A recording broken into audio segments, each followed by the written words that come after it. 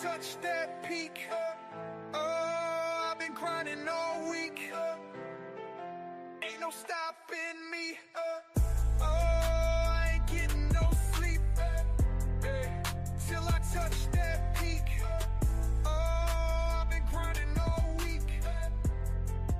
Ain't no stopping me. Ain't no stopping me.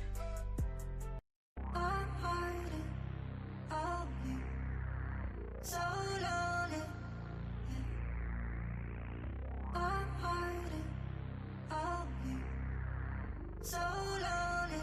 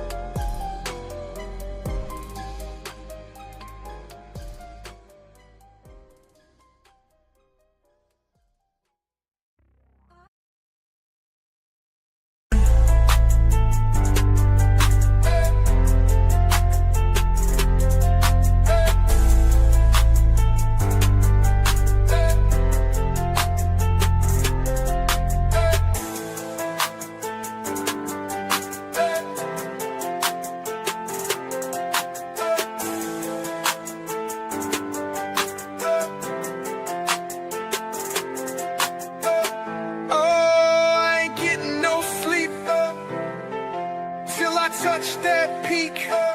Oh, I've been grinding all week. Ain't no stopping me. Oh, I ain't getting no sleep. Till I touch that peak.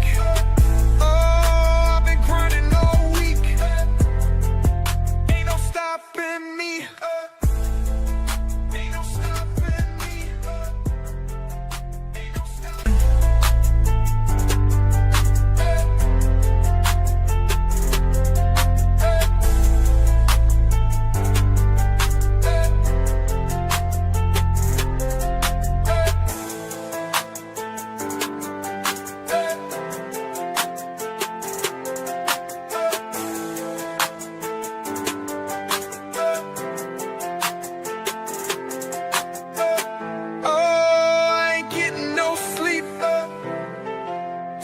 Touch that peak. Oh, I've been grinding all week.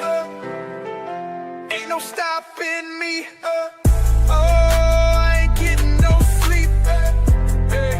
Till I touch that peak. Oh, I've been grinding all week. Ain't no stopping me.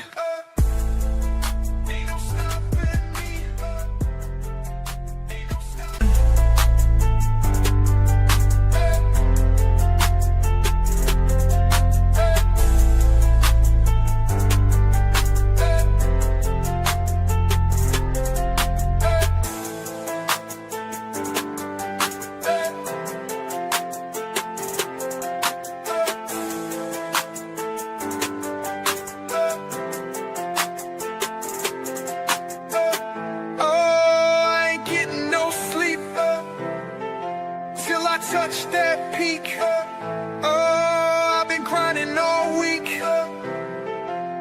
no stopping me. Oh, I ain't getting no sleep.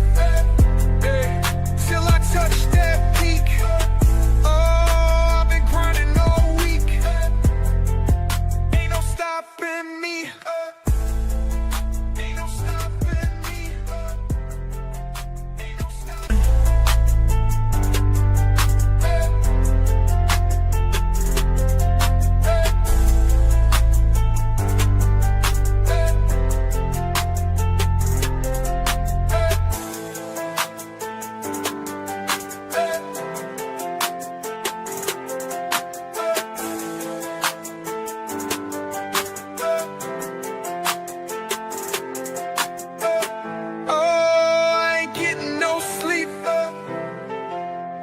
Touch that peak. Oh, I've been grinding all week. Ain't no stopping me. Oh, I ain't getting no sleep. Till I touch that peak. Oh, I've been grinding all week. Ain't no stopping me. Ain't no stopping me. Ain't no stopping me.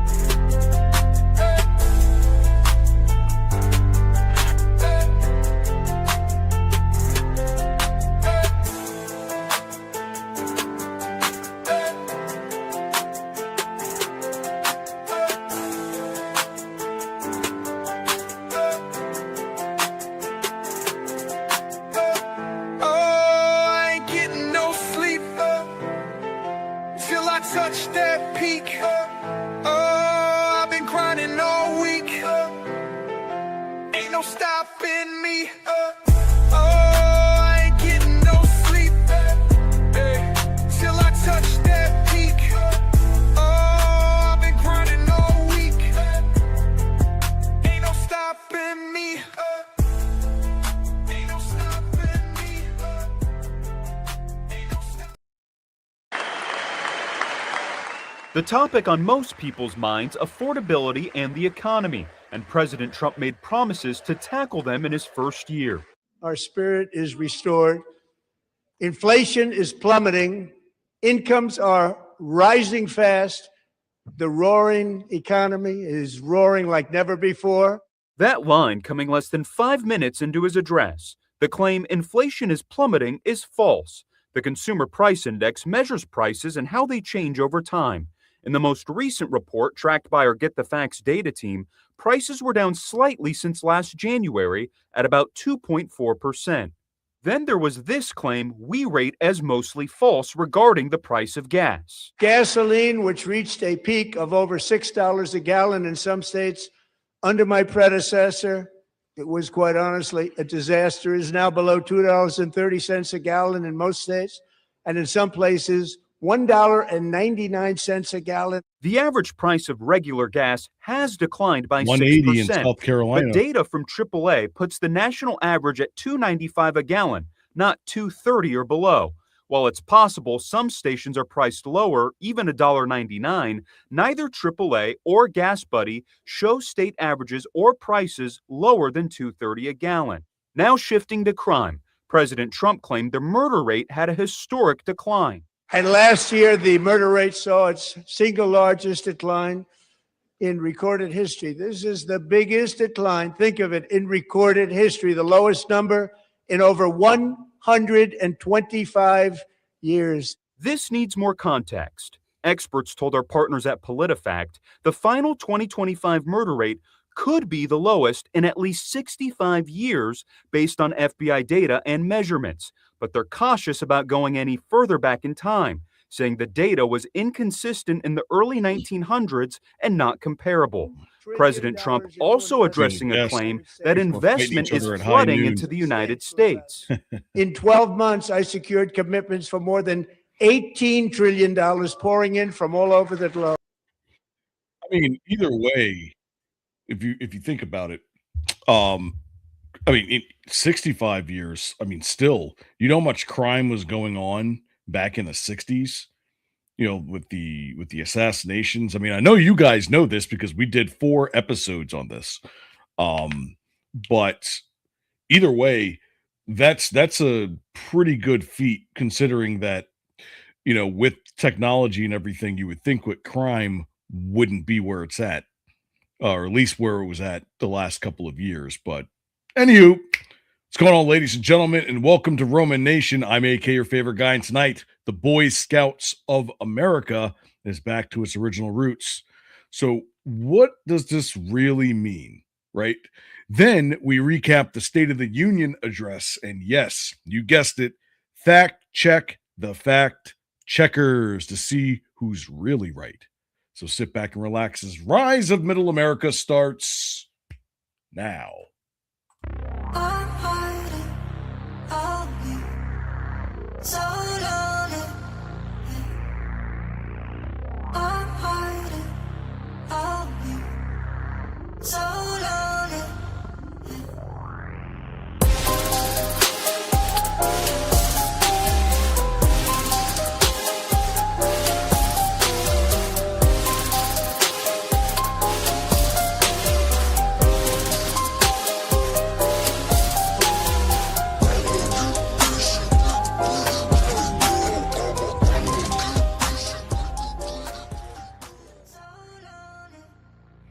Scrap Joe, what's going on? Hey, buddy. Yeah, I had to get my boonie cap out for this one because we're about to get into the weeds on some of this. Yes, sir. I mean, both of us were in the Boy Scouts, so we kind of know what it was like when we were in versus now, especially with my son. Yeah, well, you got your kids in. We didn't put our kids in at all, and there's some stuff we'll plenty to rant about with the way the scouts have become, what they had become up to recently, and hopefully there's a turn for the better, and they can redeem that organization that was once about, being upright and morally straight. Emphasis on straight. Jesus. Look at this. You're trying to get us canceled already. I'm just saying. You're just saying. All right. Well, you guys know it. Before we get started, go to riseofmiddleamerica.com and check out our lineup of podcasts from history to news, pop culture. We have a show for all your needs. We also got a Discord where all the magic happens for Roman Nation. If you want to be a podcast host, producer, researcher, or writer for us, this is the only place where you could be a part of the fastest growing podcast community on Rumble, YouTube, X, you name it. Top of the page, all our links. Bottom of the site, merch. You guys know the deal. Like, comment, and subscribe. Help us out. Let's get this show on the road. Is it time? Let's rant.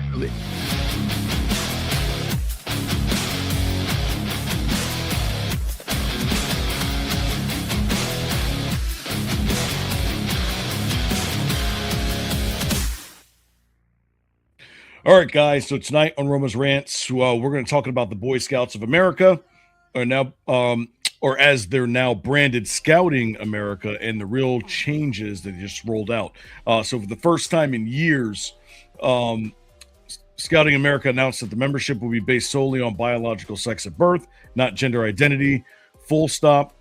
Along with that, they're making explicit biological boys and girls will not share the same intimate spaces. All right, so we're talking about bathrooms, showers, tents, any of that stuff. So now, whether you agree or disagree, this is a major shift in tone. I think part of this also has to do with the fact that 100 years ago, there were 10 million boys in the Boy Scouts.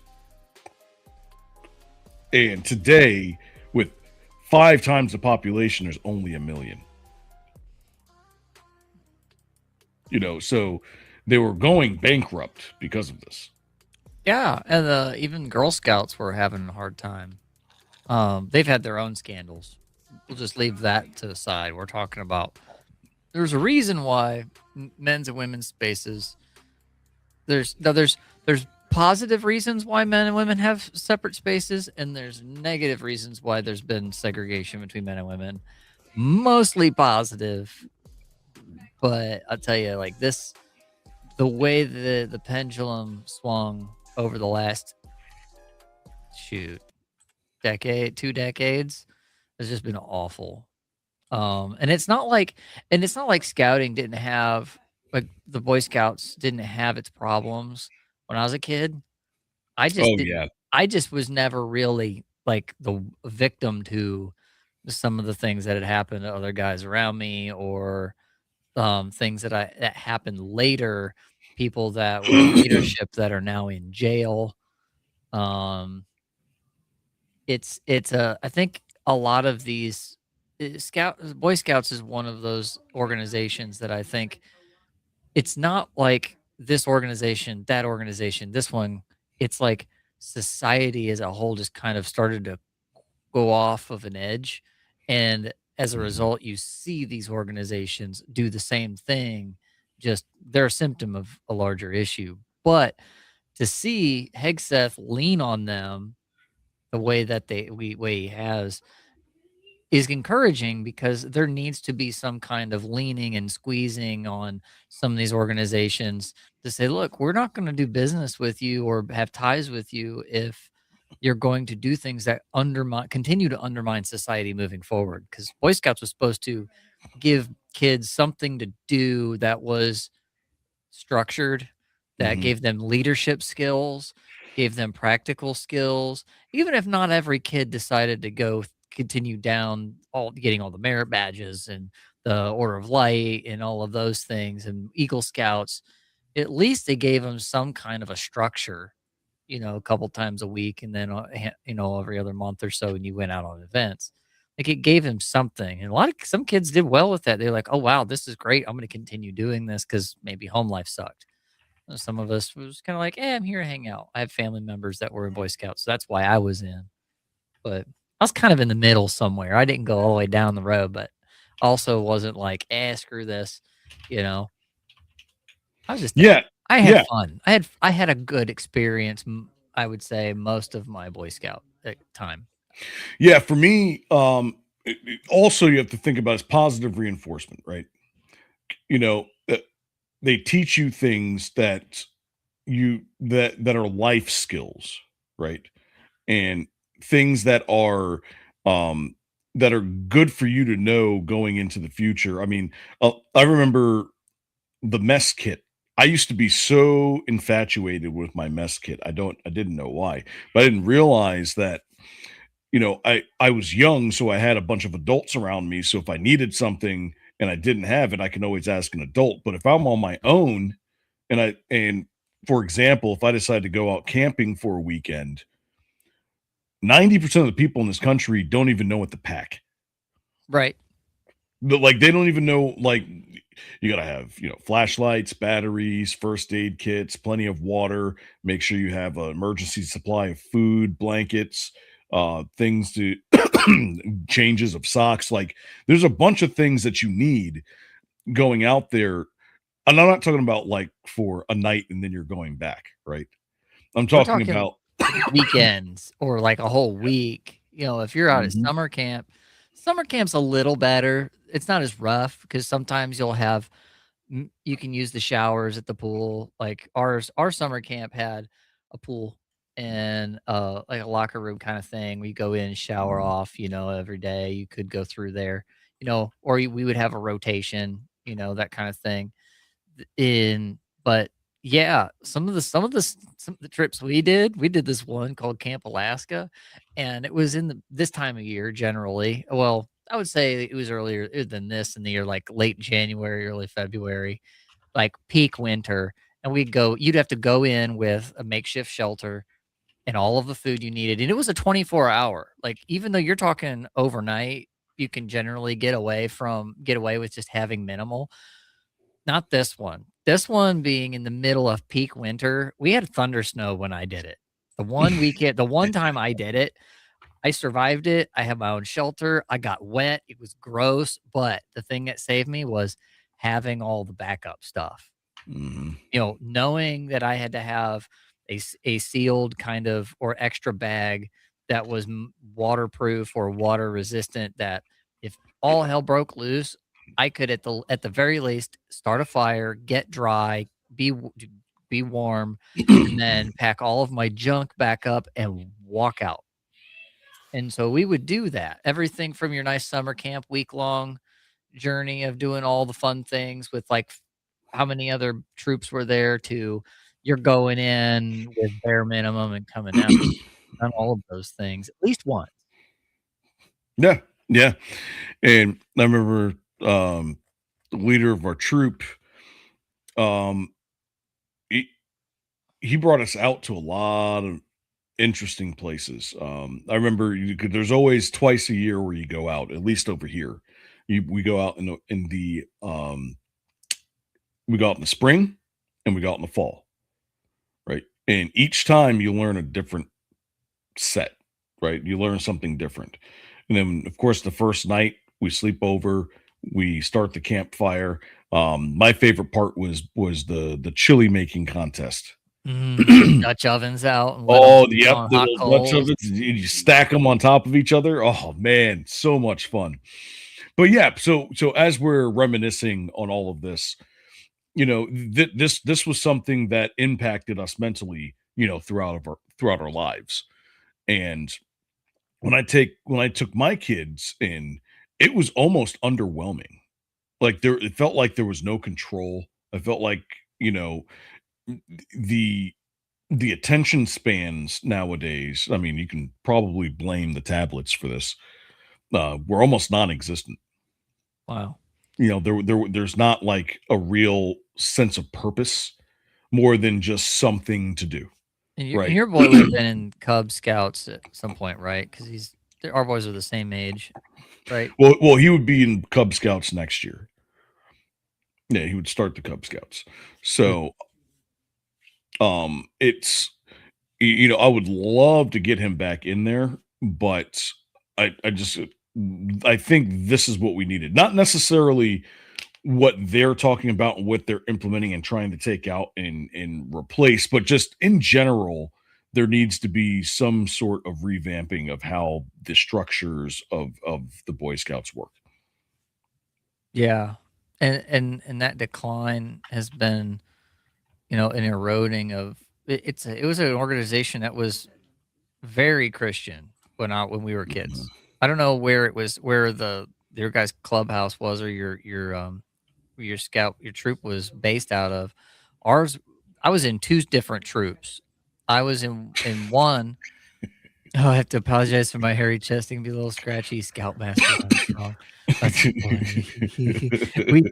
But I was in both of those troops were hosted at churches. One was a Lutheran church, one was a Methodist church, and the standards were, what I was saying earlier, that was like a quote out of the Scouts oath, right? It's about being morally strong, being upright and morally straight. I forget all of how it goes. It's been so long, but as they went, they eroded a lot of those things and got away from those routines of being in prayer and acknowledging God and those moral structures. It just, and not that all the kids were doing perfect or anything, but the standards were there to affect how kids were, and there was guidelines, there was guardrails, and it was good. It was good for even the kids that were hateful and awful and just, treated it flippantly. And then for them to go down the road of, well, we're going to do the trans thing and all the boys and the girls are together and we're going to emasculate what this is. And it's like the Girl Scouts had theirs. So obviously it wasn't about equity and equality and all of that garbage. There was some other nefarious thing creeping in to erode what was giving some kids probably the only semblance of moral structure that they had. And like you said, practical skills about just, being out in the woods and being self-sufficient.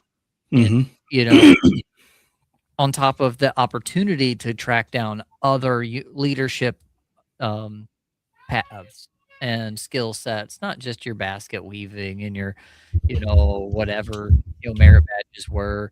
Like you could learn about nature and different things, but there was all kinds of stuff you could do that was not necessarily related to the culturals. Like it was like a break from everything else for me as a kid, going to public school and then going and doing that. And I was like, dude, this is great. This is Yeah. world of difference from being in the regular grind of society outside of it. I loved Right. it when I was a kid. Yeah, same here. And so obviously it's not just a policy update, it's more of an identity reset. And I think that, and not just for the Boy Scouts, but for a lot of things here in America, they really need an identity reset. I'll tell you that. Scouting is a global thing. Like it's Yeah. not like the United States owns Boy Scouts of America. That's a global organization that was adopted. I forget where it actually started out, but if you go back to like pre-World War II and all that, there's troops internationally that get together. I never did go to any of the international events, but sometimes there were scouts that would come as exchange students and they would be a part of our troop or whatever, Mhm. and they were scouts overseas. So when they came over, they got into a troop that was local too. Right. It was cool. Yeah, yeah. And so the question is, is Scouting America returning to its roots, or is it bracing for the cultural storm? Because one thing's for sure, people are paying attention again. Right? And that's where this conversation begins with Pete Hegseth. Boy Scouts are a great thing. I was in when I was a child, started to see he was being attacked. Yeah, I know. Yeah. Exactly. So, anyways, this is what Pete Hegseth had to say about this. For more than a century, Boy Scouts of America prepared over 130 million American boys to make moral and ethical choices, not just during their formative years, but for a lifetime as they grew into men. The first few words of the Scout Oath exemplify this. Quote, "On my honor, I will do my best to do my duty to God and my country." The Boy Scouts are embedded in our communities. They're sponsored by community organizations, service clubs, and churches. Many Boy Scouts have gone on to senior leadership positions in their communities, in business, in our nation's military, and as elected representatives in local, state, and national office. 6 Boy Scouts have been elected President of the United States. 11 of the 12 men to walk on the moon, Boy Scouts. Boy Scout training focused on responsible citizenship, character and leadership development, patriotism, personal fitness, self-reliance, faith, and a wide range of outdoor skills. It was a great program, and this department had a close relationship with the Scouts almost since its inception, as many troops meet on military bases. After 2012, however, the Boy Scouts lost their way, and a once great organization became gravely wounded. Diversity, equity, and inclusion, DEI, crept in.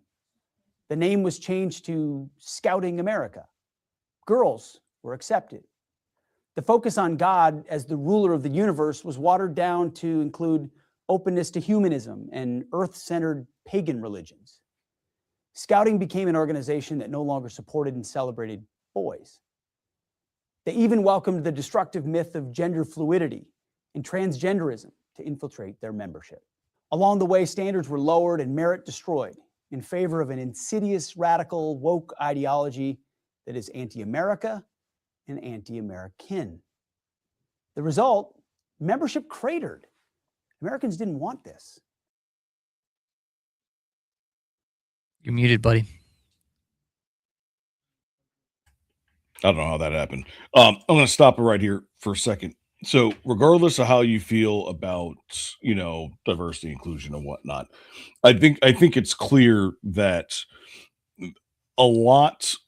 everything that touches has never been a positive outcome for everyone. Does that make sense? Because, I did Boy Scouts for 2 years. I actually have a brother that was 1 year away from being a Life Scout.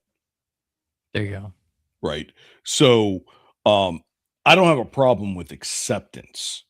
I have a problem that it only goes in one direction.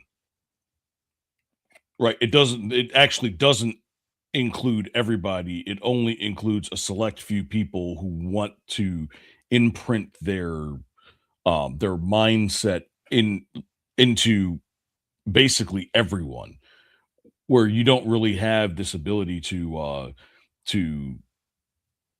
kind of conform into your own. You kind of have to conform into their standard, and I think that's the problem. Um, when you look at really anything else, if you look at the movie industry, if you look at gaming, if you look at all of that stuff, it's clearly had a negative impact.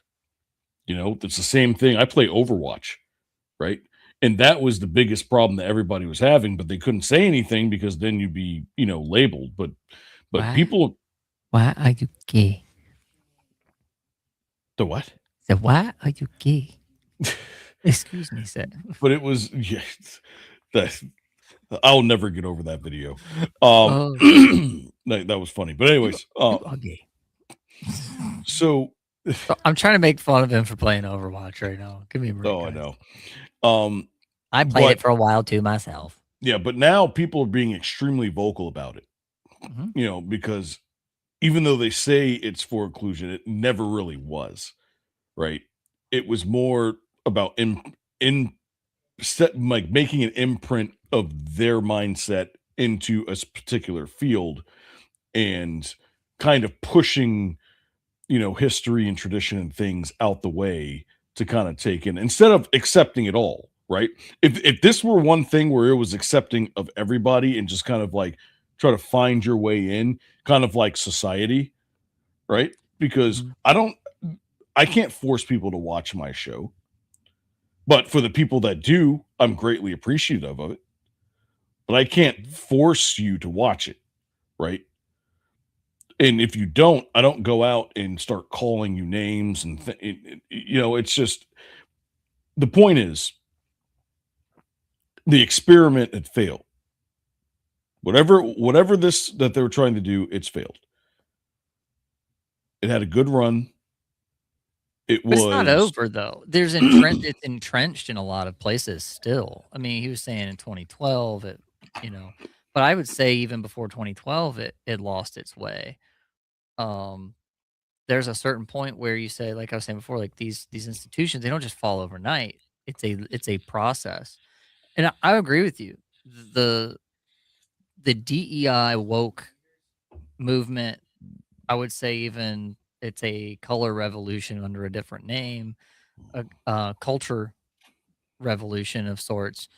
Um, People like this person in our chat was saying, this is a new person. Thank you for coming. I don't even have strong feelings about how other people want to live their lives at all. Just don't make me live that way. Yeah, and that's the thing is they didn't just stop at we're going to make this thing palatable. I think the gay community did a job of that where like if there came a point where we were like, all right, we're just going to leave gay people alone and care, and then the woke came along, and some people would even argue that even the gay rights movement had the seedy underside that was like we're not just pushing for gay rights, we're pushing for something else, and I would agree with that to a degree. Is a lot of what we see within Boy Scouts or Scouting of America as it changed its name, or whether it was like we covered with COINTELPRO stuff with the original Rainbow Coalition. Go look up the origins of that, not the one that's Al Sharpton and all of those guys, the one back that started in Chicago. Yeah. And Like- I want to interject real quick.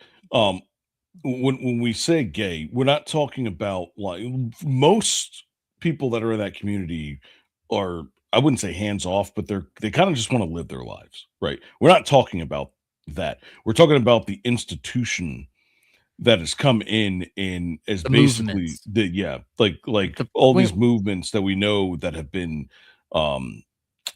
produced by outside forces, where Well, that's what kind I was of- getting. yeah. That was what I was getting to. Is like when you had Black Panthers or you had Latin Kings. Today we hear those names and we think, oh, Black Panthers are that pseudo militant black liberation type movement, or Mhm. Latin Kings is just that gang on the street.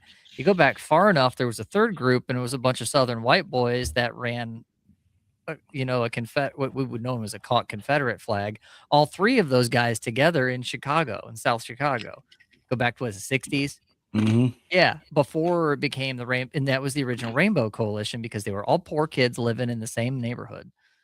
And then you get these leftist radicals that co-opted it, pushed the white kids out, and then turned the Latin Kings into a street gang and the Black Panthers into a Marxist militant movement. So you Mhm. see, so these things are not, this is not old. It's just a different form of undermining. So you get the LGBTQ plus alphabet mafia that we know as today. They come in and they just, okay, we're going to move into the Boy Scouts, the Girl Scouts. Notice they didn't mess with the Girl Scouts. Not that I know of. They went for the Boy Scouts. For what reason? Like, think about what Pete Hegseth is saying. How many presidents? How many men on the moon? How many like strong top tier leaders have the Boy Scouts of America produced over a better part of a century? Right. Why wouldn't you attack that group if you're a radical movement? Exactly. Yeah. And again, this is not an issue. This has not been an issue throughout all the history of Scouts, right? Like there was, I don't really remember a time where there was somebody who felt like they didn't fit in, when that's literally the whole reason why you're there, right? So it's almost like a contradiction, so to speak. Yeah. You know, I mean, because go ahead. I mean, it was exclusively for boys. I mean, it was a thing to there's a point to trying to cultivate a positive masculinity, like in what's good for men to do as leaders. Men need to be good, strong, moral, upright leaders.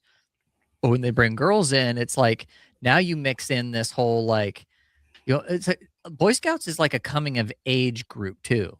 Mhm. And when you add that element of, I like that.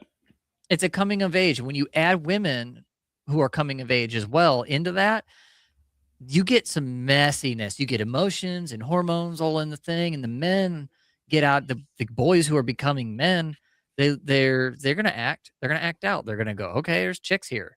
It doesn't matter what this overarching thing is of like whether or not you're trying to instill good moral character into guys and the girls, or if you're trying to pull in a DEI of all your inclusiveness. All of that's going to get undermined by the fact that you added in boys and girls with testosterone and estrogen becoming adults from children. Right. Like, and it doesn't work very well. Does and I not. see this, yeah, and I see this more of like this is a much broader issue, right? And that's why I keep taking it outside and start looking at other things, and you see the patterns, right? But this is a much bigger issue with how men are treated in westernized society, right? Not well. Not well, and At least not not by only that, liberals. Liberals don't treat men very well. so to speak.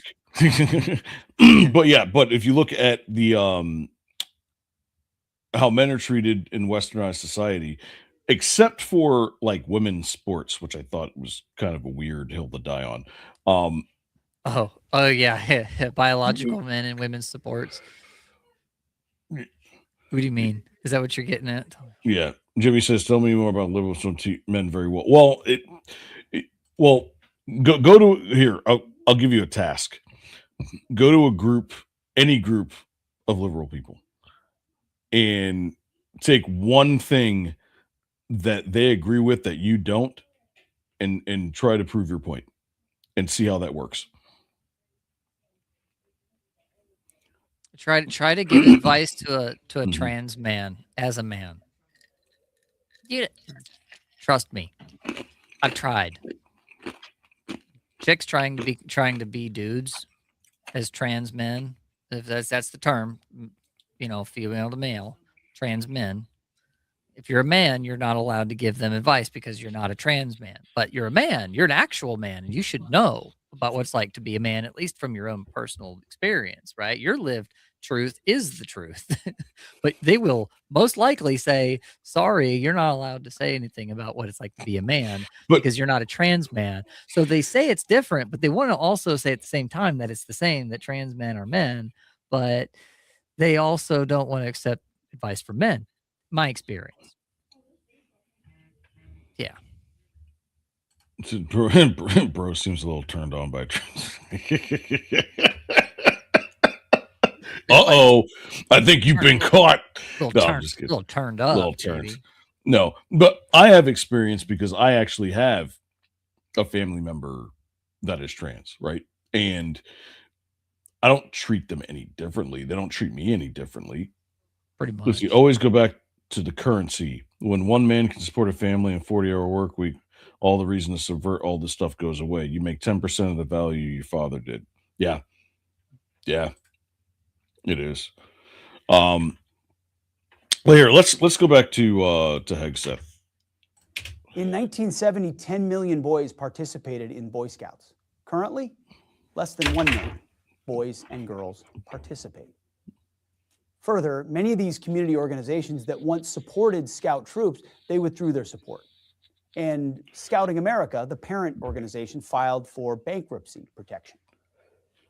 The changes Scouting America made since 2012 have also jeopardized the relationship with this department. And I was very seriously considering ending our support of Scouting altogether. We have a department to protect, after all. Beyond that, the policies Scouting America have in place violate President Trump's Executive Order 14173, entitled Ending Illegal Discrimination.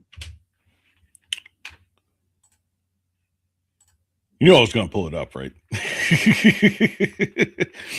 Ending illegal discrimination and restoring merit-based opportunity by the authority vested in me as President of the Constitution and laws of the United States of America. It's hereby ordered. Section 1, purpose. Longstanding federal civil rights law protects individual Americans from discrimination based on race, color, religion, sex, or national origin. These civil right protections serve as a bedrock to supporting equality of opportunity for all Americans. As president, I solemn duty to ensure that all of these laws are enforced to benefit of all Americans. Yet today, roughly 60 years after the passage of the Civil Rights Act of 1964, critical and influential institutions of American society, including the federal government, major corporations, financial institutions, and the medical industry, large commercial airlines, law enforcement agencies, institutions of higher education have adopted and actively used dangerous, demeaning, and immoral race and sex-based preferences under the guise of so-called diversity, equity, and inclusion, or known as DEI. The diversity, equity, inclusion, and the accessibility that can violate the civil rights laws of this nation. Now, you may look at this and say, well, isn't that a great thing? But the problem is that it always seems to contradict itself, right? And that's the part that people don't see, because you'll have, let's say, the biggest, I guess, thing that everybody would understand or at least have heard from either an institution or the news or whatnot is that Black people can't go to college because they're Black, right? So you have to kind of even the odds. But what they don't realize is that in that same process, you're taking away another person's right to go to college in order to kind of hold the seat. So it's I wouldn't even say it's a contradiction. What would you say that is? It's like It's what Ibram X. Kendi said. The only solution to past discrimination is present discrimination, and the only solution to present discrimination is future discrimination. So it's literally taking people it's literally knocking people down that have merit, regardless of their color, but because they're not a part of a margin group, a minority, they don't get the preference. And so when you add preference to people who are marginalized, you inevitably have to knock down. You have a quota. Now you have no choice but to take people of merit out of the equation. And you end up with people of less merit, and so you dilute the pool of. And so it hurts all the way around. It's like, hey, and the other thing it does too is it hurts the minority group you're trying to help. Take, for example, Dayton, Ohio. At one point, they tried to lower the test scores to become a police officer for black people. You had to score. They were like, and like everybody in the department and the locality was like, why are you doing that? What are you saying? Black people can't be police officers unless you dumb it down. We call it the soft bigotry of low expectations. And that's why it's wrong. It takes your ability as a very competent man, AK, and it undermines you. And now you have to second guess yourself every time you turn around and get a promotion or something, because it's like, did I actually earn this, or did they have to rip the rug out for underneath some white dude? You you can't tell whether or not. That's what DEI does to it. And it's not like they keep a list, right? It's not like they keep a list of people and their percentages and their quotas, right? It's all kind of meshed together into the hiring process, but all under the guise of something else. Honestly, if you were to just come up and just say it and just say, hey, we hired you because you're black. See how that goes for you. That might work in the CIA. We need a black guy because the white dude just can't fit in. We can't put a plant because he doesn't fit. What's he saying in the chat? What's the comment? Okay, so the child grows up clueless, and when he tries to go after running a family, he fails, and his children are raised without parents. His children don't have a family and are raised by who knows what. It's kind of like a dumbing down kind of yeah, that's somebody who is just like rubber stamped along, and then when they actually have to do something on their own, there's nobody there. Or like you get or like if you go and you get a degree and it's like, okay, I have this degree, now I go into a job, but then the job, every time they go in and the rubber needs to meet the road, things fall apart. And it's like, why can't you do this job? You have this degree. It's like, well, maybe DEI got them there. Exactly. All right, so I'm going to finish this up and then we'll move on. And restoring merit-based opportunity. But before making this big change, I decided to meet with the current scouting leadership to convey our deep concerns. Based on that face-to-face conversation and subsequent conversations, Scouting America agreed to make several key reforms.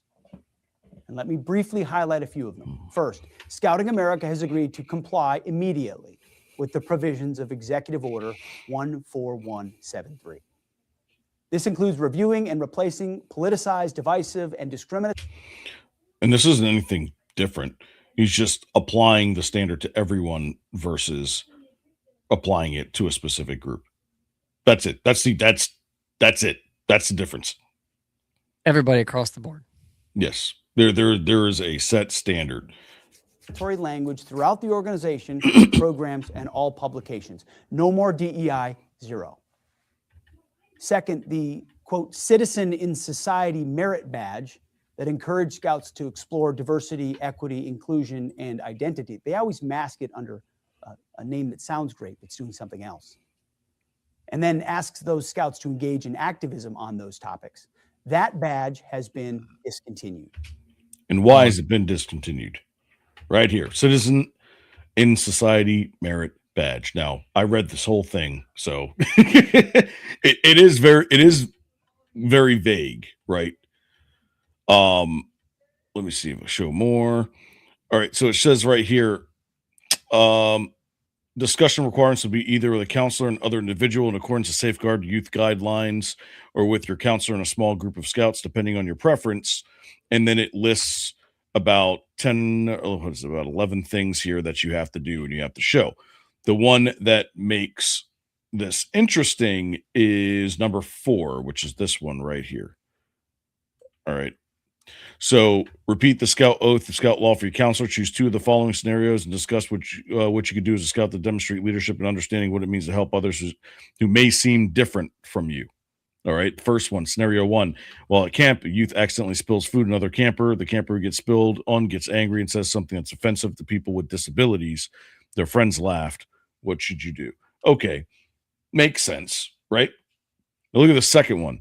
Your friend confides in you that some students at school are making insulting comments on one of their identities, and on the same students create a fake social media account to impersonate your friend online and post a message. What should you do? Right now, how often does that happen? Not that I know of.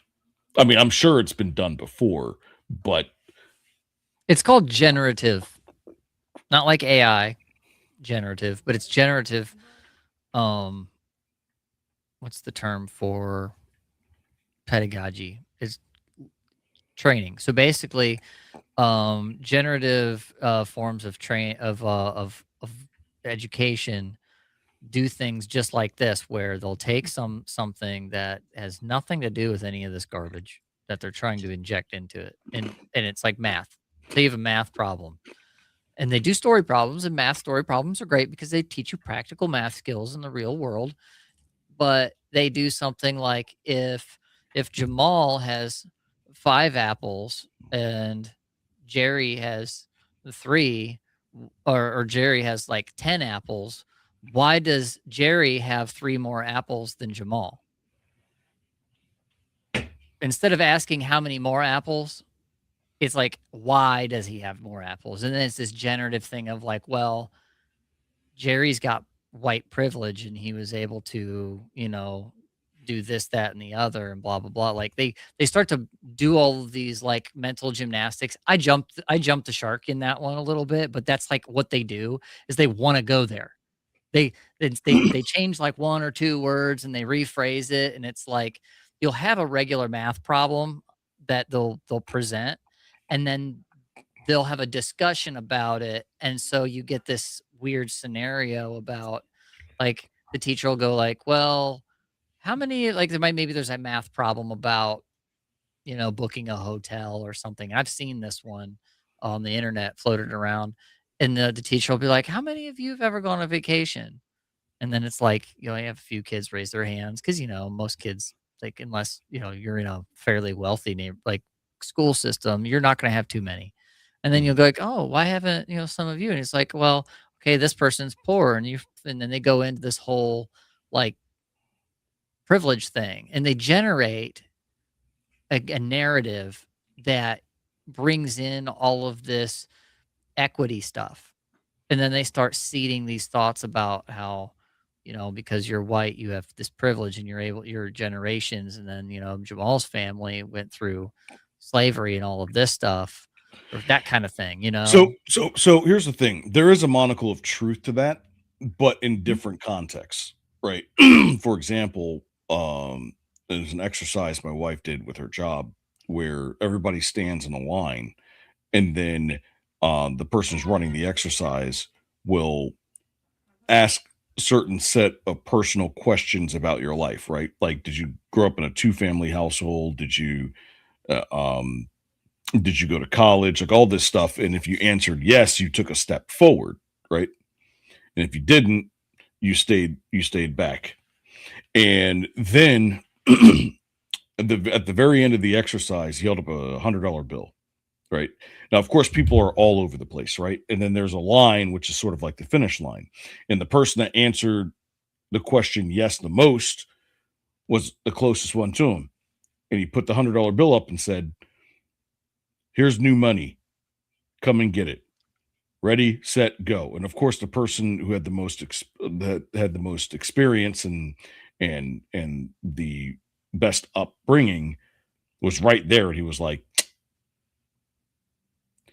that makes sense, right? But those are adult circumstances, which do start when you're a kid, but there are ways to get around it, right? I was never rich. Neither one of us are rich, right? No, not we are far from it, and we still before 40 were managed to get a house, managed to do that with 2 kids, managed to have our vehicles, managed to do all of this stuff.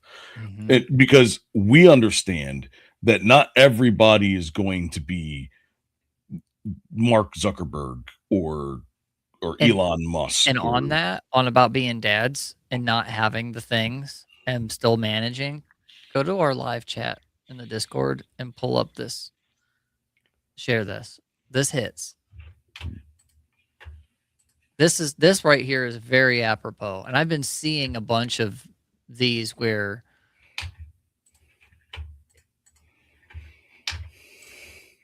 this is the same thing, but it's dad and his kids.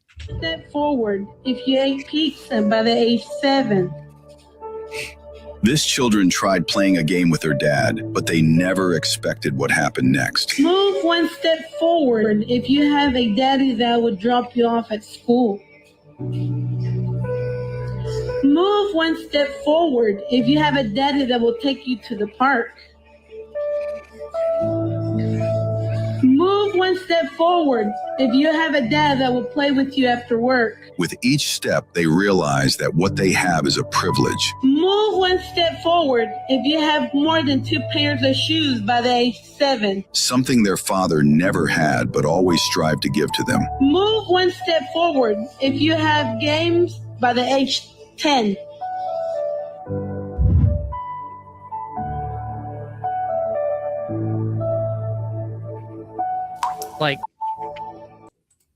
Like see, there's you can change the path that you've been on, and you can provide better for the next generation. It is still possible.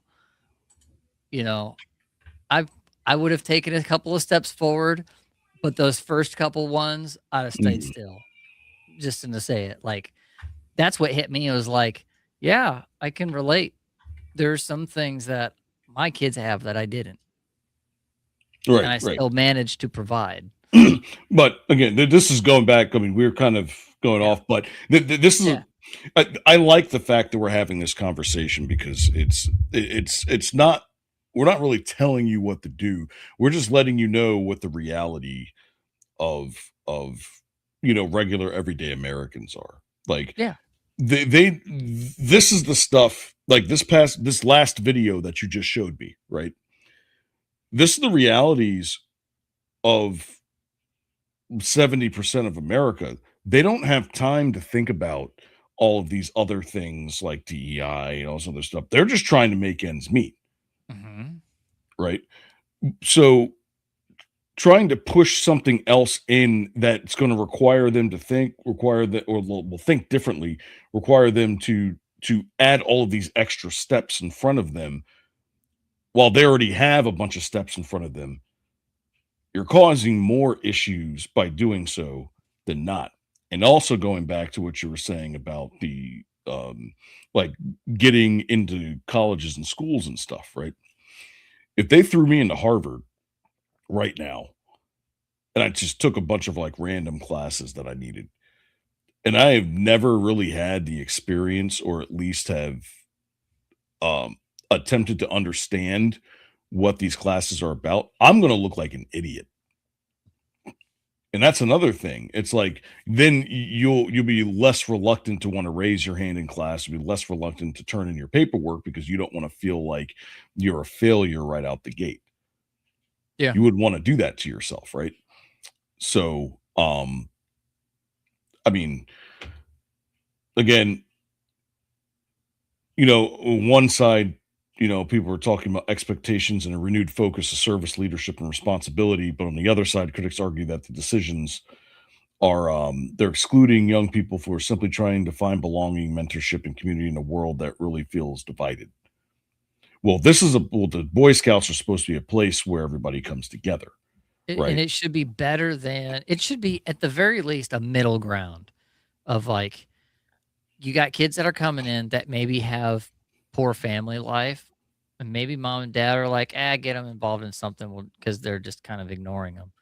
Maybe there's, and then that's something that's better than what they've got at home, where they can be under leadership and they can at least grow into being, fairly reasonable. And then anybody who maybe is coming from a home life where they're like this person in our chat who's got amazing family that instills all kinds of things and passes them down from carpentry to accounting and farming and Bible. I mean, the Bible should be your foundation, honestly. But even then, those kids could come in and now they're bringing something to contribute to the Boy Scouts. And the Boy Scouts can then augment that into a leadership type thing, and that both grow together.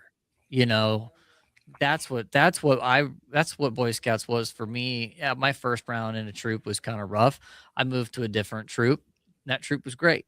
Like sometimes it's the kids and the leadership, but when you find your spot, like there's generally somewhere to go, and it's fine. Like I said, I was in that middle ground. I didn't really go far, but I also didn't poo-poo it.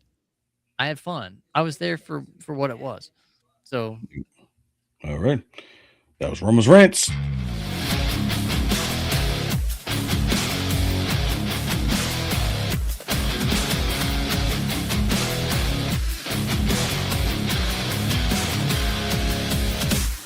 What's going on, folks? AK with Roma Nation here. This week is powered by Salty Roots Tallow, a brand that brings skincare back to the basics of nature and nourishment. At Salty Roots, their mission is to craft a premium American-made skincare products harnessing the nourishing power of grass-fed tallow and natural minerals for clean, holistic health. Now, they are committed to sourcing the finest, sustainably produced ingredients from U.S. farms and blending them with nature's mineral-rich treasures to create pure, effective skincare that promotes radiant skin and overall well-being. And trust me, you can feel that mission with every product. Their Dead Sea bath salts combine pure Dead Sea and Sierra sea salts with essential oils and herbs for a spa-grade mineral soak that melts away stress. They also have an activated charcoal bath soak that purifies, recharges, and cleans out impurities and leaves your skin silky smooth. In fact, I even have a mustache and beard oil made with eucalyptus mint to moisturize even my horrible dry skin to the point where I don't feel any urge to scratch and irritate myself more than I need to. So if you're ready to treat your skin the way that nature intended, visit saltyrootstallow.com and use the promo code ROMA to get 10% off individual items to help the small businesses of Middle America thrive in this crazy economy. That's saltyrootstallow.com. Get back to your roots naturally.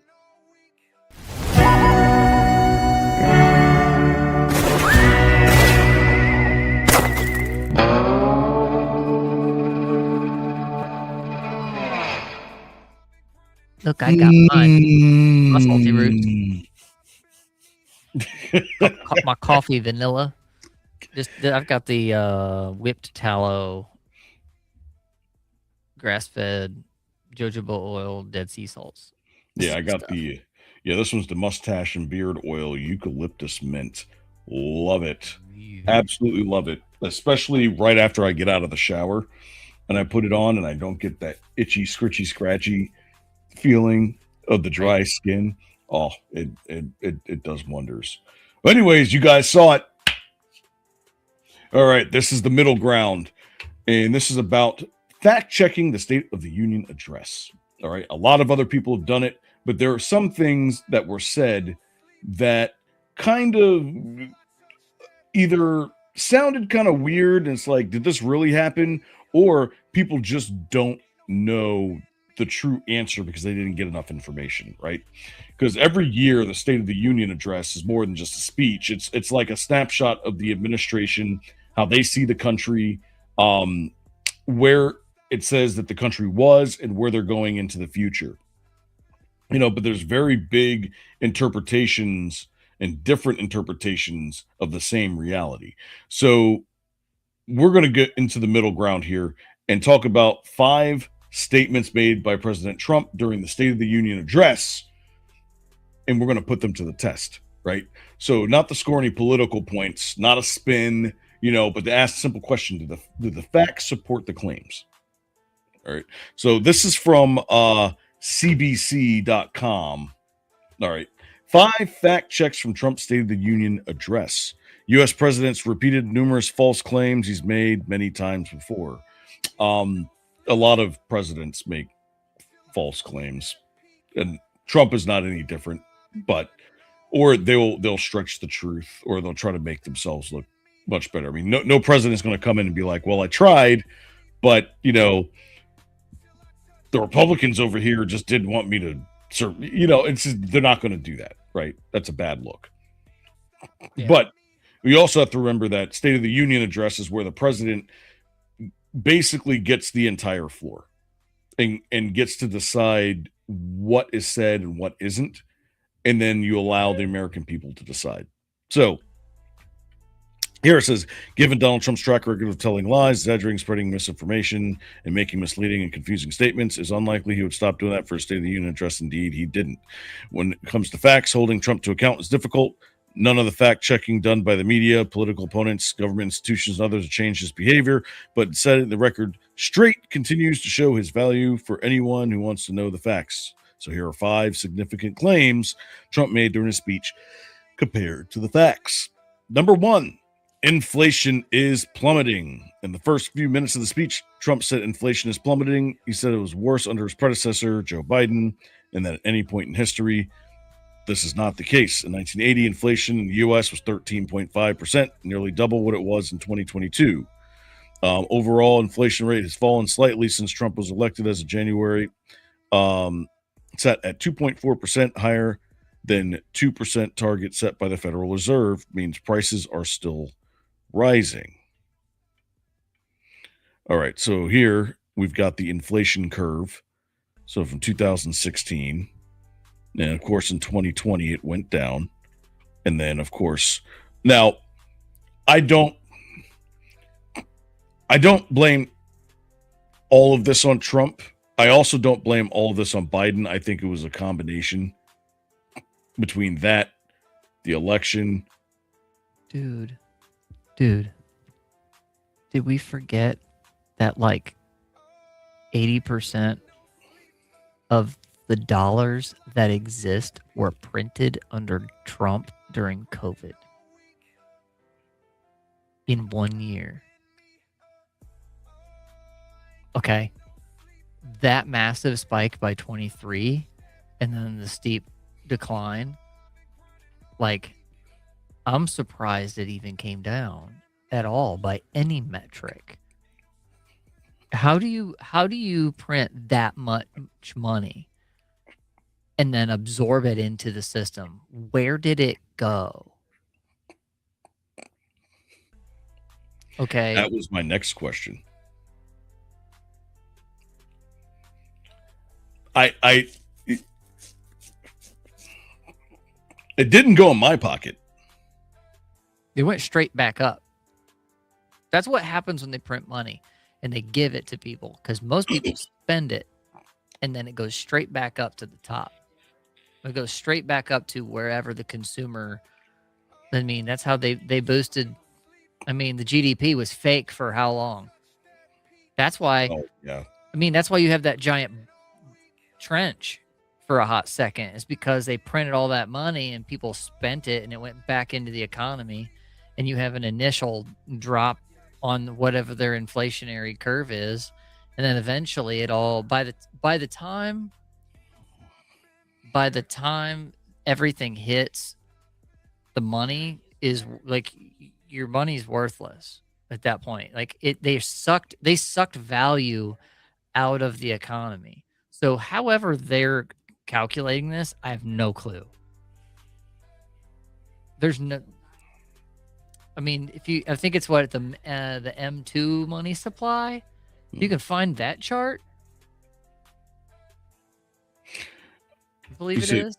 What is it? M2? I believe it's the M2 money supply. Let's see. I think I got it here.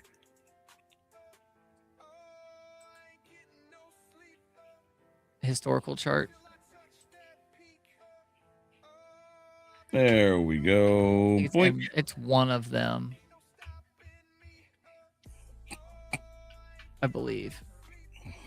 Like, yeah. Like, we went from 19 trillion to 25 trillion.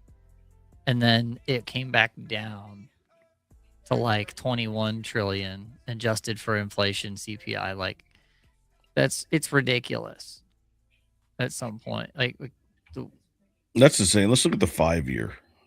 Go to the max. Look at the max is the one. Oh, here, I got one for you. these charts on like the money supply, how much money actually exists. Look at this. Look at this. February 15.5. Yeah. Oh, or it's 1.5 trillion, right?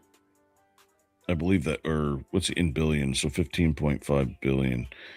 And then look at that raise from April to May to June to July, and then it just like skyrockets. That's insane. And the thing is, when you're looking at money like this, when you're into the trillions, like the factor difference between like $100, $1,000, $100,000, $1 million, like on and on, the factor is like insane. People can't comprehend the size of how much money this is that just gets printed overnight. Mm-hmm. It's not like they added $2 or $3.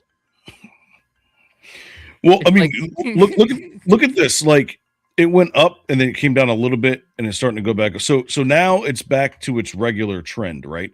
But all that extra money that was put in right here hasn't really left. It's still out there. Mm-hmm. Well, look, here's what Ty in the chat's been saying. Inflation rose by 5% since he took office, 25% since 2020. $1 in 2020 was worth $1.25. Now it's worth $1.05. Took my father's old business accounting records from the 70s. Carpenters were making the value of $100 an hour. And the last one, currency had a 738% more value than since the 70s. That's ridiculous. That makes sense. That's why there's not a dollar menu anymore. That's why, junior bacon cheeseburger at Wendy's is now $4. It's why your local gas station, like the Circle K, can sell you an Arizona tea that's over 99 cents. Mm-hmm. Yeah, I mean, Like, yeah. But what can you do? What can you do, especially in a situation like that with a lot of shenanigans going on? The rich just got richer, and we're just kind of sitting here holding the bone without the meat. Right. And if you think about index funds, like S&P 500, they do not go down year after year. On average, an index funds are probably a better gauge of inflation than any of these CPIs and whatnot, because over time they are 10% or better year over year. And by the time you look at things that actually track value year after year after year, it's anywhere from 10 to 20% increase in value on things like index funds. And on top of, so our true inflation is nowhere near the little 3%, cost of living increase that they give you every year on your wages and salaries. Nowhere close. You have to make 10 to 20% more money than you did the previous year in order to. It's like having babies. You have to have at least 3 children per family to increase the population. If you're not increasing your income or your value of your assets by 10%, 10 to 20% every year, you're getting poorer. Exactly. It's just the way it is. It's eating your value. And so to say that inflation is plummeting, no. If inflation was plummeting, we would be in a worse situation than we are. Like, it's maintaining is what it is, if anything. Trying to see here. Okay. Yeah. So I guess you can say that this was, I guess it's false until we get more information. I think the thing that is keeping people more, because let's be honest, the economy is more confident in itself than it was under Biden. It's not like it was under Trump, right? Because under Trump in the first round, it was like full steam ahead. We got the CEO of CEOs out here running this thing, and the economies were just down the road, and people were making cash and everything, and every market was absolutely gangbusters. Biden came in and smashed everything. They entrenched all of their, all of the, the stuff that needed to happen during that time, and the full-on cancel culture came in full swing during 2020, and the censorship, and it just destroyed the fabric of confidence in that Americans had in themselves. And then you get Trump that comes back in, and it's like, okay, we can breathe again, but nobody's really completely out of the weeds yet. We're not out of the weeds yet. Things are better, but they're not back. They're not back to what they once were. I think we can continue to move forward, but I don't think it's as good as Trump says it is. We still have to figure out whether or not we're going to get Democrats back in the office later this year, or when it comes time for the next general election. The economy is swinging on a confidence level of the competence of the leadership of the United States, and whether or not we're actually going to punish people for touching our boats. Like, that's the value of our dollar is no longer tied to oil. It's tied to how much influence we wield in the world. That's literally all that's left. Exactly. All right, let's move on to the second question, which is how much money have U.S. tariffs raised? All right, Trump said hundreds of billions of dollars have been raised by his tariffs. This is true. In 2025, the U.S. collected $287 billion in U.S. tariffs and related taxes to custom duties, almost triple the amount in the recent previous years. Nearly $100 billion U.S. of that arrived in the last 3 months of the year. But Trump also said foreign countries are paying the tariffs. This is not true. Earlier in the month, Congressional Budget Office of Foreigners are only paying about 5% of the tariffs. The other 95% is paid by Americans. That is also false, because it is not paid by Americans. It's paid by the companies that receive the products. See, the American people don't go to the shipping areas and go buy products there, right? There's a whole middle before it gets off the boat and gets into our homes. Right. It's shipped off to these companies. The companies then ship them out to their stores, and based on how much they paid for them, they're going to change the price up or down, usually up, because prices never really go down. Yeah, because the retail buys it wholesale, and then they have a markup. That's why we have a thing called MSRP, manufacturer suggested retail price, of which graphics cards have not minded ever in the last 5 years, 10 years, because other market things, and that's a whole other ball game. But that's a whole other conversation. Manufacturer suggested retail price is one of those things where this is what we think that the going market rate for this product should be, but they can't sell that to the retail store at that price, so they sell it in bulk at a lower price, so that way retail they can get margins, right? And so if those margins are where they can eat a little bit of that and there's still demand, they'll still sell it. They might mark it up a smidge, but it's not as bad as the libertarians say, where they say, well, it's just a 1-to-1. If you tax this thing and you impose tariffs, then it's just going to drive the prices up. Yeah, you have a little bit of a price increase, but you also increase competition, because you end up with people choosing to buy elsewhere. And yes, before anyone goes wild and says, yeah, but we've outsourced all of the majority of our manufacturing. Yeah, that's true. It incentivizes manufacturing internally. But I don't think that's what Trump was doing with it. So instead of us arguing about economics and whether or not tariffs should be used for internal economic gains right off the rip, which is a very valid discussion in times where other countries aren't ripping us off, okay, and aren't doing other things within the global community that are fair and equitable in context of like their own defense and how they're treating us with certain kinds of tariffs. Like, so Trump wielded the tariff thing not as a let's get necessarily fair prices internally and drive, manufacturing inside, which was part of the rhetoric. But moreover, what did he say during the SCOTUS or the SOTU right here, right? He said, these countries seem to be just fine with the deals we've got. And, frankly, the deals that they might get if things change might have been worse. So we're fine.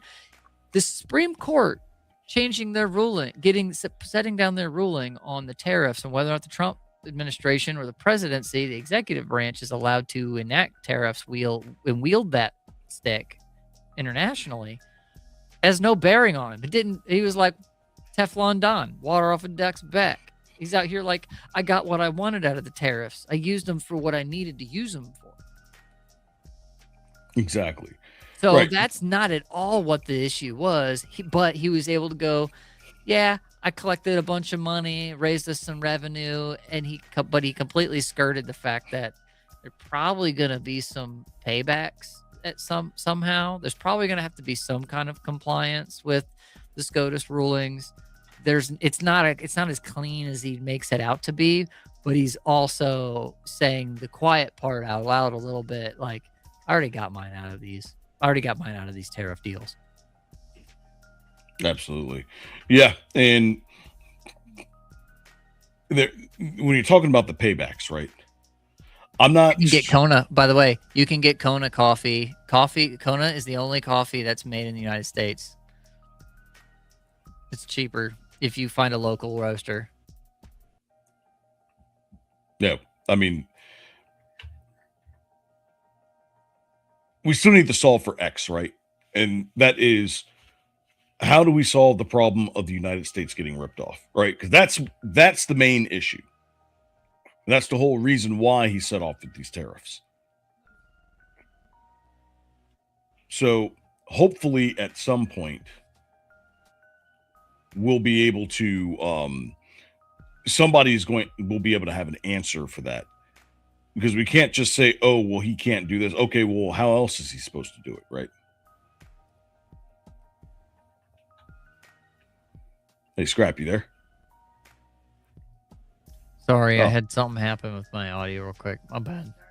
Oh, no, you're good. No, you actually paused for a second with a really weird face on the screen. My bad. No, it's all good. But we can't just keep going back to saying, so how do we fix this problem? And then you say, well, Trump can't do that. It's like, yeah, but that's not what I'm asking you. What I'm asking you is, how do we fix the problem of the United States being taken advantage of for the rest of the world and driving up our costs and our inflation? And that's part of it. It's not all of it. Right. But we're getting hit from multiple directions. Mm-hmm. And we have to slow it down somehow. So what's the answer then? Charge them. Pay to play. If you want this market, you're going to have to buy in. Exactly.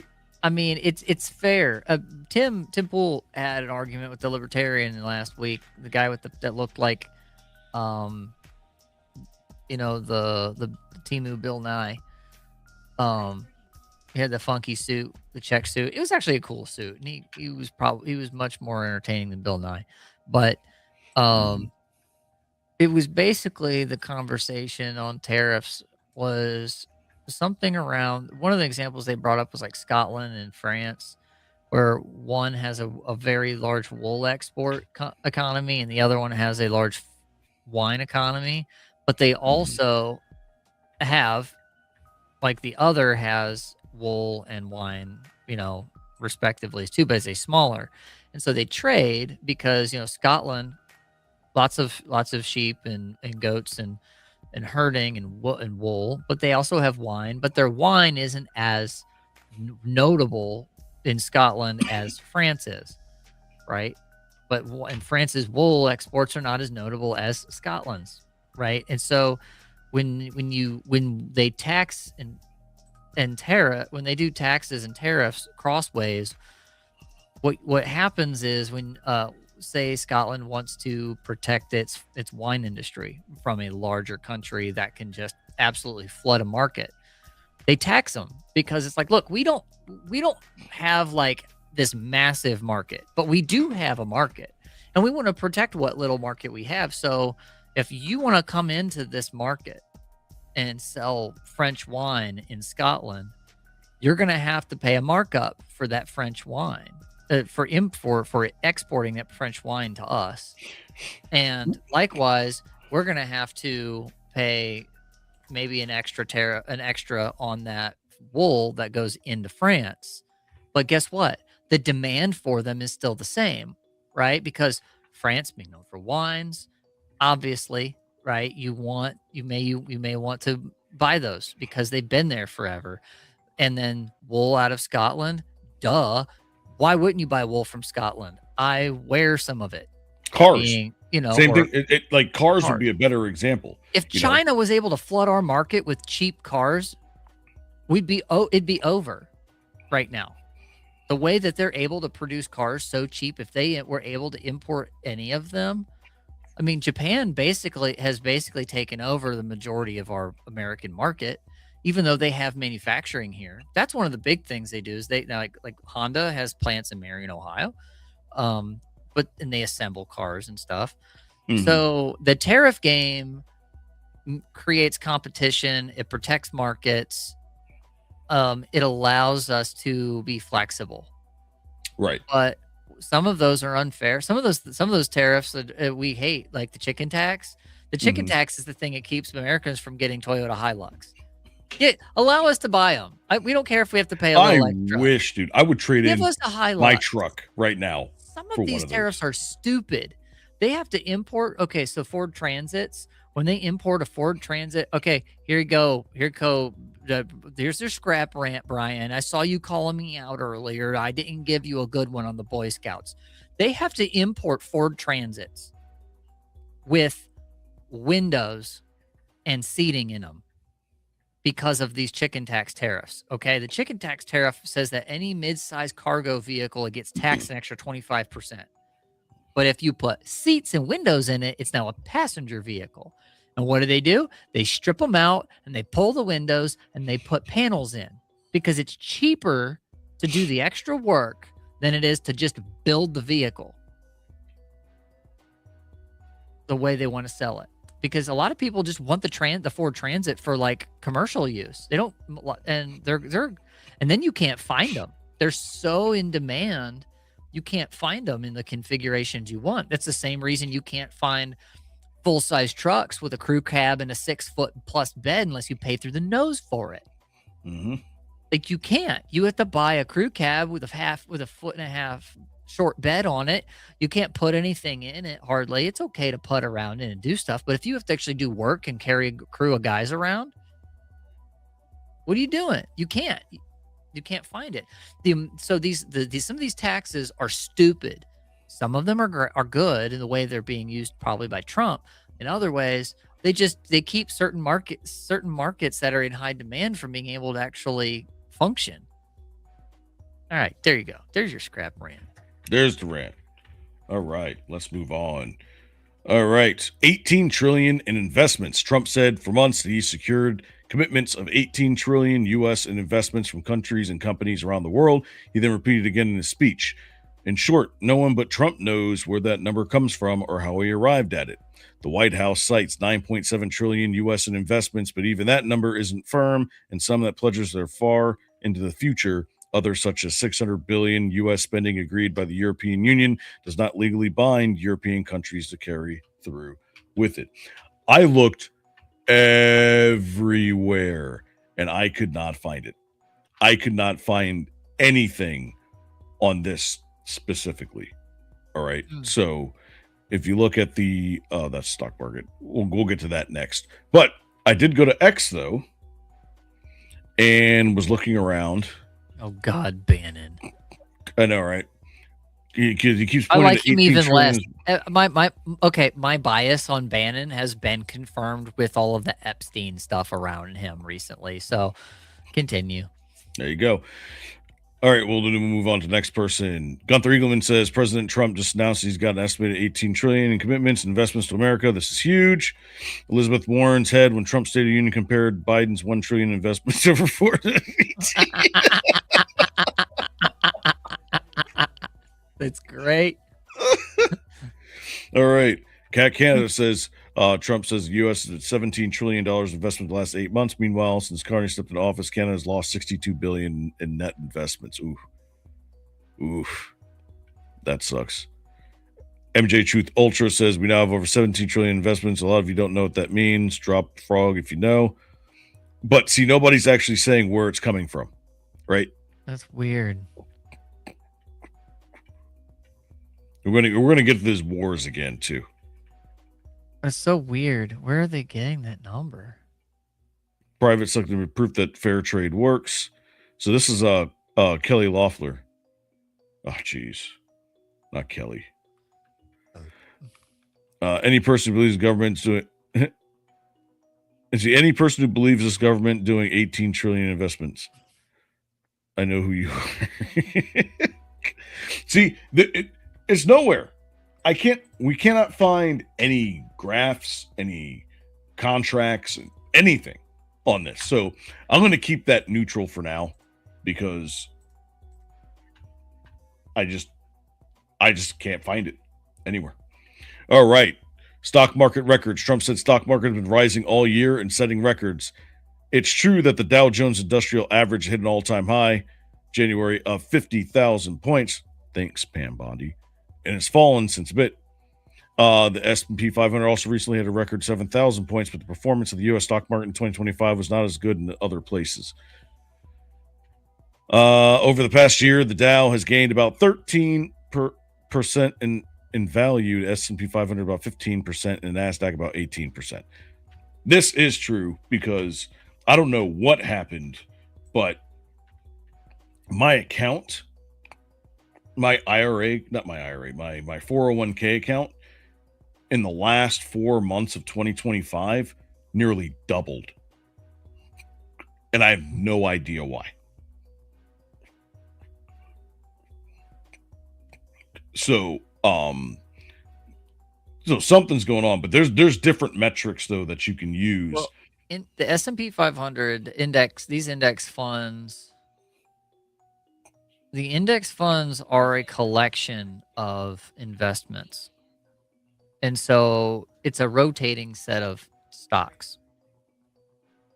And depending on like S&P or whether it's like Vanguard has their own, Fidelity has their own index funds.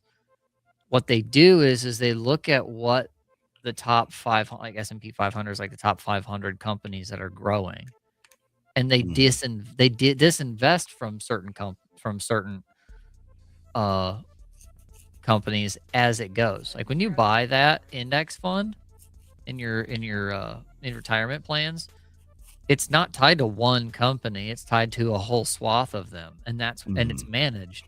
And it's managed in order to increase in value on purpose. And so they're probably moving around those investments.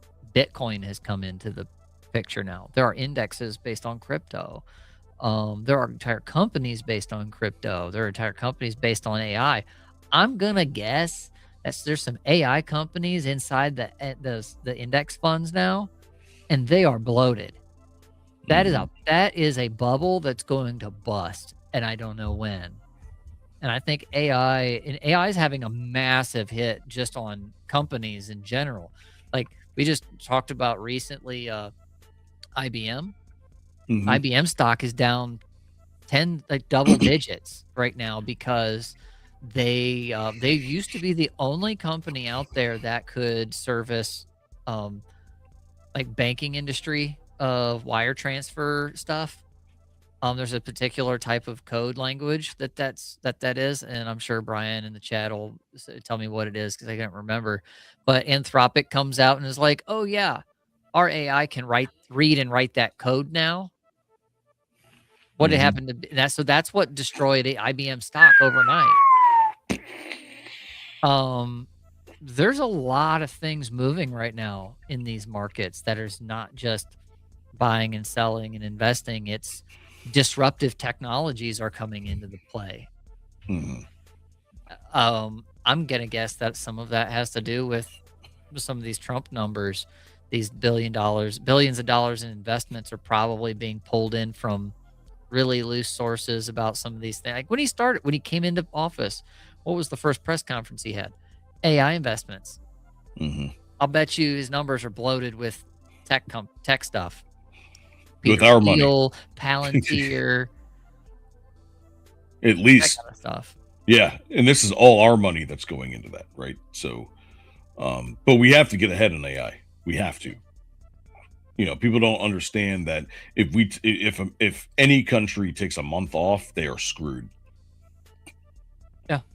So we have to. It's an investment that we know we have to make in order to keep up with the invisible lines of each civilization, Right. so to speak. All right. So the very last one we've got here, which is I ended 8 wars. No, he didn't. In fact, I don't even think any one of these are wars. Now, this is from the BBC, so take this with a grain of salt. But he said it is accurate to credit him with pledging some for help end some of the conflicts. There's a difference because there's a difference between a conflict and a war. I don't know what that line is, but I know that most of these are just conflicts, right? Trump mediated a peace agreement between Armenia and Azerbaijan. Azerbaijan. Yep. I've never seen that country ever in my life. Come on. Okay, look. All right. I'm gonna have to call out my boy over here. System of a Down. Every single one of those guys is Armenian. I believe they're from the Azerbaijan, Armenia area. They're all refugees from that area and the cleansings. That's like their entire like stint as a band, and then when they left and then came back, well, a lot of that was all like all their stuff was anti-war for a reason. Mm-hmm. So like, bro, Serge literally came out of retirement from playing with those boys all came out of retirement playing together to do like one last thing to bring attention to the ongoing conflicts there. And here we go. Oh, and by the way, the bass player Shavo, he's based. Nice. He's based. Not just a bass player, but he's based. Yeah, it says India, Pakistan on the brink of war last year. So what are these specific wars, right? So the first one obviously is Israel and Hamas. Anything in the Middle East, I mean, it's ongoing. It's always going to be ongoing over there. Oh, I take it back. It was John Dolman, the drummer. He's the conservative of it. Anyway, Gotcha. Yeah, Reddit says they don't talk about John because it's Reddit. Of course. So Israel and Hamas. Next one is Israel and Iran. Of course, you're going to have the Middle Eastern countries there. I ran so far away. Pakistan and India, or I would like to call the military version of strongly worded letters. Rwanda and the Democratic Republic of Congo. Now, Africa's been having some real crazy stuff happening over there, especially with like the villages versus like the populations and stuff. Things are changing. It's sort of the same thing in Guatemala. You know, you have like your indigenous groups, and then you have like everybody else. Almost like Native Americans here. The difference is that the Native Americans here, they got something out of it, right? Mm-hmm. Whereas in those areas, I mean, they only have it as long as the resources from the areas that they live are not needed. All right, so got a ceasefire there. Got a rocket launcher on his chest rig. That's a grenade launcher. Look at this. Well, I see the 40 mil on his shoulder. I'm talking the guy in the front. Oh, this guy? That looks like an RPG-7 or a variant. It's like that's definitely a shoulder fire. Oh yeah, definitely. Look at the size of that barrel. Well, now the barrel's up top. See where the trigger well is? That gray spot that's right in the middle of his chest. Oh, okay. That Yeah, because long it's pipe facing down that the- way. Holy Pipe crap. down the pipe down the back is the exhaust, so it goes over your shoulder. Sheesh. He just Don't mess with those guys. no. That's for sure. Thailand and Cambodia, talked about that. Armenia. Yep. Egypt and Ethiopia. So there's no war here for the president to end, but there have been a long tensions over the dam of the Nile River. Ethiopia's Grand Ethiopian Renaissance Dam was completed this summer, with Egypt arguing that the water it gets from the Nile could be affected. After 12 years of disagreement, Egypt's foreign minister said on June 29th that talks with Ethiopia have grounded to a halt. Trump says, "If I were Egypt, I'd want the water in the Nile." I mean, haven't we sent Ethiopia enough food and water to feed the solar system? I mean, Yeah. every single time you see an infomercial on TV, it's like, feed a starving child for 35 cents a day. Like, they're probably making bank over there right now. And who knows where all that money's gone? That's one of the problems with Africa. Is a lot of the countries are run by corrupt governments and warlords, and even if they're not completely war torn, somebody's skimming. I mean, there's a lot of money to be had in the what would you call it? The industrial complex of philanthropy and aid. Mhm. Well, because it's technically free money. Well, when you can stand up a 501c3 and get paid six figures and then claim, like 20% is just operating costs. Mhm. Like, that's ridiculous. I know of an organization right now that the only 501c3 that I completely trust, and it's got less than 10% operating cost. It's like 6% operating cost of the bazillions of dollars that it pays out to do what it does. And it's like, why, if that organization can do that, then why can't the rest of these that are always embroiled in embezzling and fraud and sometimes human trafficking, like the Clinton Foundation was wrapped up in scandal over, allegedly. Mm-hmm. Like, yeah, but to the point, Trump out here going, "I'm ending wars." You're negotiating peace treaties and ceasefires and just, maintaining the status quo. It's like, this is the one thing I don't like about the Trump admin. It's not like these are outright lies. Mm-hmm. They're just overplayed versions of like what's actually happening at best.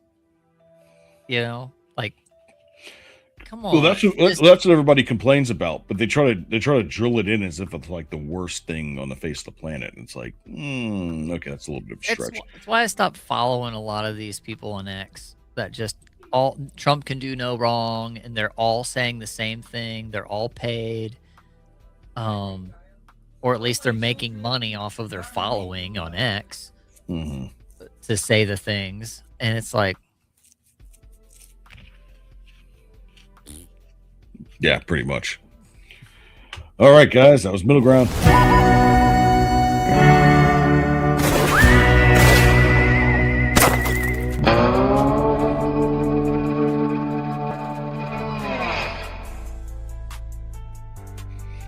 Yeah, well, I guess we're going to find out going into the midterms. I really want to do an episode on this election fraud stuff, because we did something like this 2 years ago, and we were it's not that we were wrong, we were just early. We were extremely early on all this stuff. But that's going to be the one thing that's the catalyst that's going to get a whole bunch of things moving. So I'll probably do some research on it this weekend, and then Go pull your notes. Yeah, that's what I'm going to do. I'm going to go back in my notes and see where I was right, where I was wrong, or where I didn't have enough information, where we now have the information, and just kind of like and set it up that way. Because I think during that time we were still kind of fresh, because we came out the gate talking about QAnon, and we haven't came back around on the Q stuff.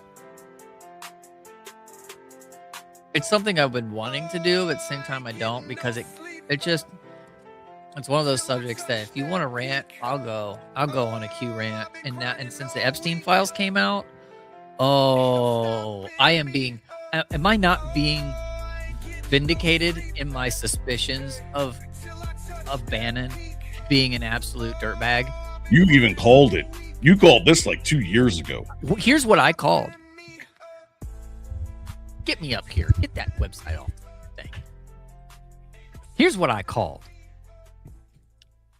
I called it like this. My meta theory on QAnon, that phenomenon, was that when Pizzagate dropped and all of the WikiLeaks files came out and we started seeing the real corruption, there was something brewing to flood the zone and to keep people complacent in the cultural right, in order to not do anything and to not question. What happens is I started digging through and watching the whole thing pan out through the election and the post-election fraud, and there was a handful of people that started smelling like smoke, and I couldn't tell whether or not they were in the fire at the bonfire or not, but one of them was Stephen Bannon. And Stephen Bannon, we come to find out, has these Epstein ties, and there's some stuff there that's like, I called it, like, so there's these things where when the real criminals were about to get drug, when the WikiLeaks, why do you think they went after Julian Assange so hard? Mm-hmm. Now that we have Epstein files out here, while people are freaking out and doing their little cancel culture roundabout of any old thing that's being said about anybody and any little lead that was in an anonymous tip line or something, there are real photos, there are real emails, there are real relationships and connections between Epstein and a lot of people. And I'm about to dig through there and go find out exactly who they all are. And Bannon's one of these guys who I didn't even realize he was invested in, like, the gaming industry back in the day. He had a company that was buying and selling World of Warcraft accounts and currency, which was against terms of service. A big lawsuit against that company from Blizzard over it. It was huge. Not many people know that Stephen Bannon owned the company that was subject to the lawsuit. And he tried to get into this, on this gamer space, and he started investing in these niche online community type of things. It was very, very brief, but he did it. Goldman Sachs, all the banking stuff. Jeffrey Epstein was also a banker with the banking stuff. That's how they knew each other. You have a guy who's running a big trafficking op. You've got a guy over here that's a military intel guy. I'm not saying they are Q, but I'm saying, like, they have to have known something about QAnon in some way, because there's no way that I knew Bannon was bad. I didn't know how bad he was. Yeah, and you've been saying it all along, and I just didn't understand it because you were connecting these dots well before I was even involved. Jeez. You know what? This guy, Ty, you should get in the Discord and talk to us because now you're starting to say things. Now I want to know. Yep, riseofmiddleamerica.com. Yep. Not The Tom. Discord link is in the top right. Oh. Yep. .com. Right over here. Well, Mark Zuckerberg made Meta after me, and Musk named the Boring Company after my MySpace music page. I've been written off as insane. I need this tinfoil in my life. Come join our Discord. Yes. I need this. All right, folks. I need receipts. You heard it. Let's go. Let's do it. That's where we're heading to right now. So like, comment, and subscribe. We will see you guys next week. Have a great night. And we'll see you then. Peace.